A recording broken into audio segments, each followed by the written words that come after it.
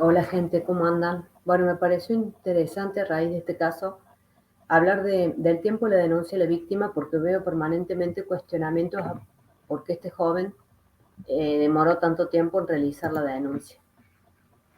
Eh, para los que no conocen o son de afuera, Lucas Benvenuto es un joven que fue víctima de una red de trata de menores a los 11 años, encabezada por un psicólogo, Jorge Corsi, un profesor, eh, y bueno, realmente su relato es espantoso. Estuvo 9 meses secuestrado en una librería donde vivió los peores abusos.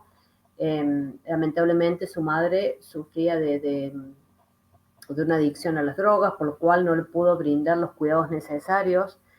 Eh, entonces, en su momento, su denuncia permitió la condena de estas personas y que saliera a la luz esta red de trata. Pero bueno, en el 2020 él realizó una denuncia contra un conductor muy famoso, Jay Mammon, y el fiscal le dijo que la acción estaba prescripta, por lo cual directamente no se investigó el hecho que él denunció.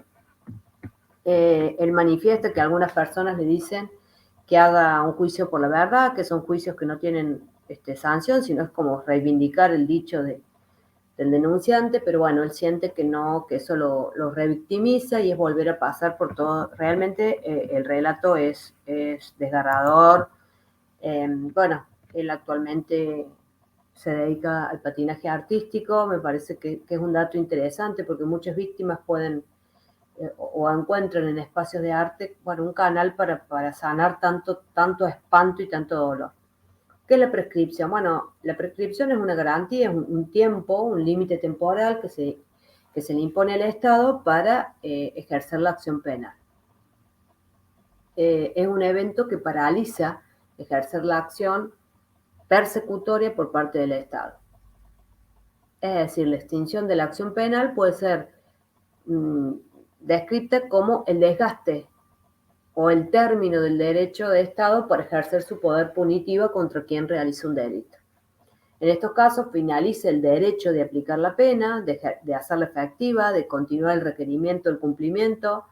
Para el imputado o acusado desaparece el deber de soportar el castigo. Es decir, en ese caso se dicta un sobreseimiento a este conductor, no porque el hecho no ocurrió, sino porque directamente el hecho no se investigó porque la acción estaba prescripta. Después se dictaron otras leyes más beneficiosas y en realidad lo que se plantea es que estos delitos, delitos sexuales y en general, bueno, muchos delitos que suceden en la infancia, sean imprescriptibles. Hay algunas teorías que hablan porque en realidad el cuestionamiento que se le hace a este joven es por qué pasó tanto tiempo y algo que vemos frecuente en una reiterada, diríamos como una interpelación que le hacen a las víctimas, que por qué pasa tanto tiempo para denunciar. Hay una teoría que se llama el espiral del silencio, la agresión pública y silenciosamente tolerada. Y dice, en el contexto de la agresión, el espiral o conspiración del silencio es el proceso por el que la no intervención y el silencio de los observadores de agresiones o de actos violentos son interpretados como una señal de conformidad.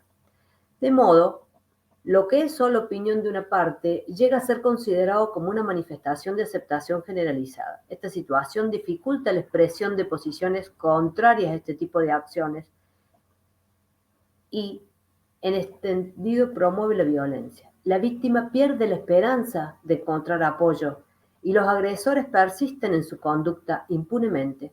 Los observadores se enfrentan a ello de diversas formas, evitan verse comprometidos, dan señales de simpatía a los agresores y justifican sus acciones minimizando la gravedad de lo ocurrido. Me parece muy significativo este extracto de cómo se explica esto, porque ¿por qué ponemos el eje en un niño de 11 años y no pensamos en todas las personas que vieron a ese niño? Porque se iban a fiestas, se iban a eventos, si el niño estuvo en una librería, hubo gente que lo vio. Y esa gente, ¿por qué no hizo nada por ese niño? Si todos nosotros como adultos vemos que se cometen delitos contra los menores, podemos denunciarlo. Entonces acá no debería estar el reproche en la víctima en decir por qué espera tanto tiempo en denunciar. Y como sociedad, cuando vemos un delito, ¿qué hacemos? Entonces, si él veía que ningún adulto podía rescatarlo de eso y que iba naturalizando ese modo de relacionarse con adultos, no podemos, me parece demasiado cruel cuestionar por qué demora en el tiempo en hacer una denuncia. Y vamos a hacer una explicación muy simple de cómo podríamos explicar qué pasa en la víctima, ¿no? Esto diríamos desde un modelo teórico del psicoanálisis. Tengo un medio interno, la homeostasis del sujeto, y un medio externo, la sociedad y lo que pasa por fuera de mí. Eso está en un equilibrio, ecostasis, y entra en conflicto. Entra en conflicto, puede ser, en este caso, por un hecho traumático, por sufrir algún tipo de delito, o de lesión, diríamos, porque en realidad el delito es la lesión a algún bien jurídico, entonces, bueno, sufre algún tipo de hecho traumático y se pierde ese equilibrio. Y ahí entra la ansiedad y angustia. Esa ansiedad y angustia, ese sentimiento que sufre la persona, activa lo que se llaman los mecanismos de defensa. Eso tiene un parcial éxito porque esos mecanismos me permiten más o menos seguir en la vida cotidiana. Pero tarde o temprano ese mecanismo fracasa, de algún modo, diríamos, esa situación sale, retorna, y bueno, es importante poder poner en palabras, tal vez de un modo bastante simple, para entender qué pasa en la psiquis de una persona ante un hecho traumático. Entonces, cuando activamos estos mecanismos de defensa, por eso que nos hizo perder el equilibrio eso entre el medio interno nuestro y el medio externo, el sujeto pierde, diríamos, ese equilibrio, esa ecostasis, y se genera ansiedad y su correlato fisiológico de angustia, surgiendo mecanismos contra ella, decimos mecanismos de defensa, que son inconscientes. O sea que el sujeto no los hace a propósito. ¿Qué son los mecanismos de defensa? Bueno, son estrategias psicológicas que se realizan, como decíamos recién, inconscientes, puestas en juego para adaptarnos a la realidad, es decir, como para poder seguir más o menos viviendo. Todos utilizamos mecanismos de defensa, algunos más, otros menos, porque no todos estamos expuestos a las mismas situaciones traumáticas. Entonces, las personas, como son inconscientes, no nos damos cuenta que ejercemos esos mecanismos. Nos permiten adaptarnos a muchas situaciones de la vida, pero cuando se vuelven rígidos o son muy repetitivos, que los vamos, diremos, actuando o vamos tapando las cosas con estos mecanismos, pueden evitar que lleguemos a una vida emocional sana y satisfactoria. Son estrategias psicológicas por medio de las cuales excluimos pensamientos o sentimientos inaceptables para nuestra conciencia. Son formas en las que la mente logra repeler algunas partes de nuestra experiencia psicológica que son demasiado dolorosas para sobrellevarlas en la conciencia. Entonces, se activan estos mecanismos porque ese hecho traumático o suceso repercute de tal modo en mi psiquismo, lleva tanta energía psíquica mía que es intolerable, por lo cual yo mediante estos mecanismos puedo más o menos seguir con mi vida. Sin embargo, se convierten en patológicos cuando conducen a un comportamiento inadaptado.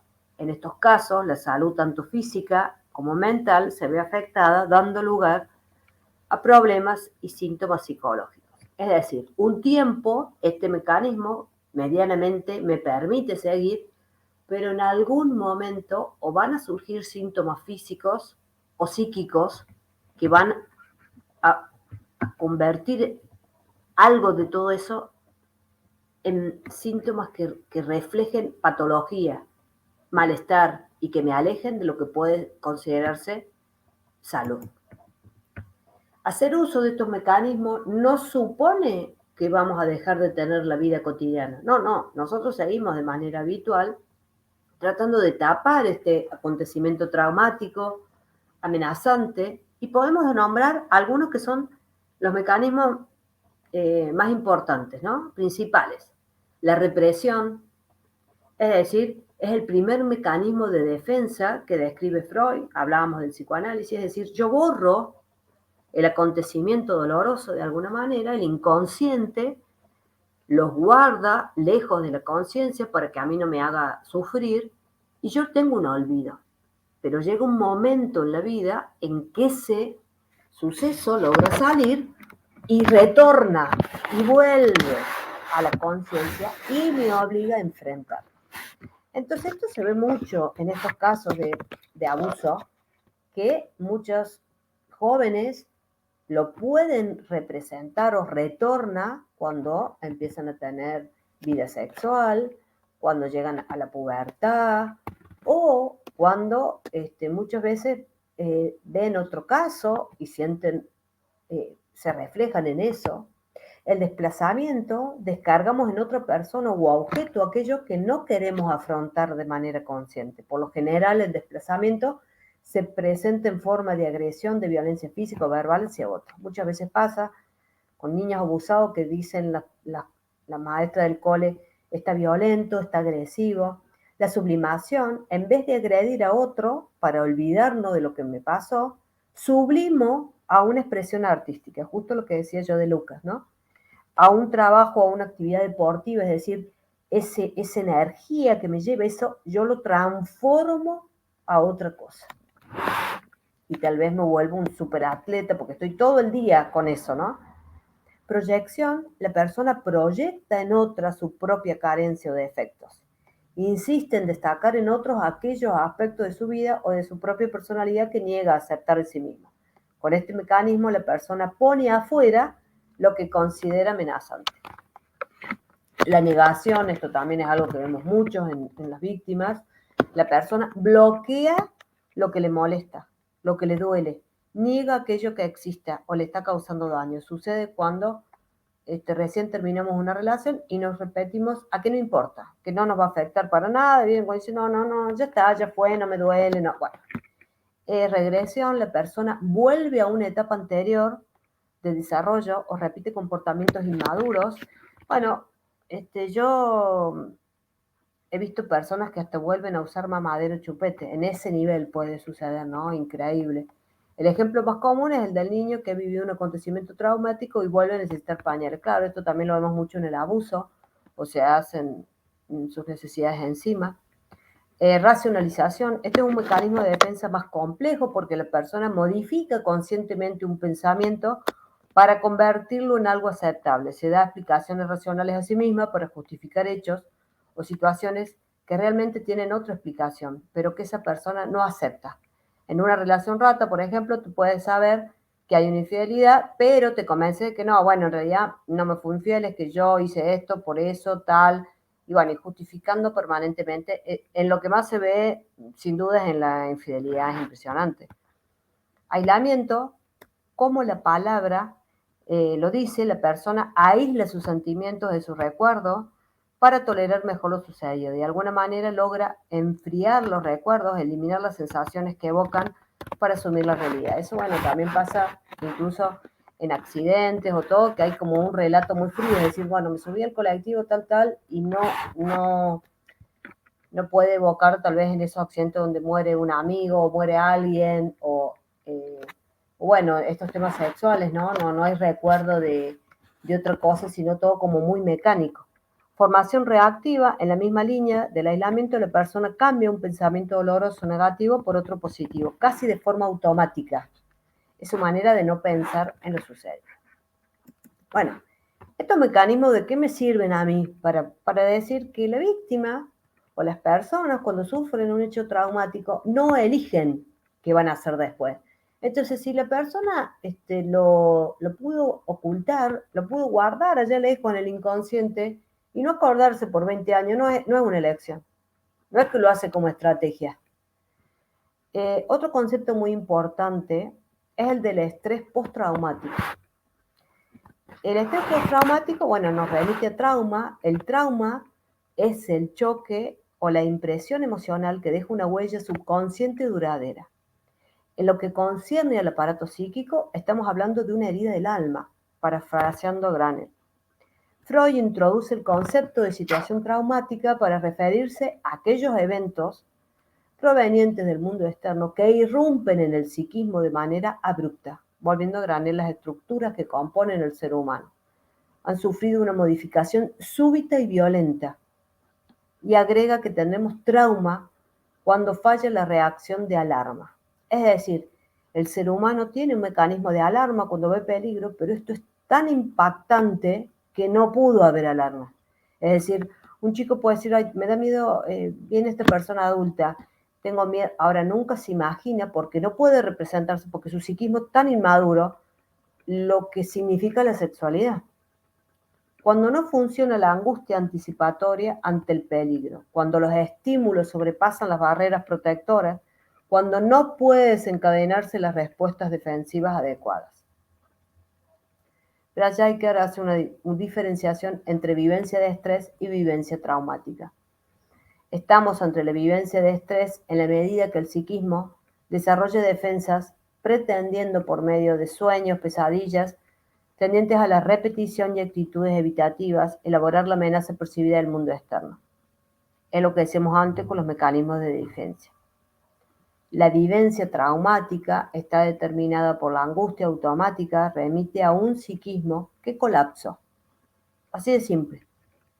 Es tan impactante que el sistema psíquico colapsa y no pueden defenderse de semejante hecho, de semejante choque, de semejante impresión. El trastorno por estrés postraumático se denomina así a lo que queda como consecuencia de haber estado expuesto a un acontecimiento estresante y extremadamente traumático, y donde el individuo se ve envuelto en hechos que representan un peligro real para su vida o cualquier otra amenaza para su integridad física. El trastorno por estrés postraumático se incluye en las categorías del Manual Diagnóstico y Estadístico de los Trastornos Mentales, el DSM.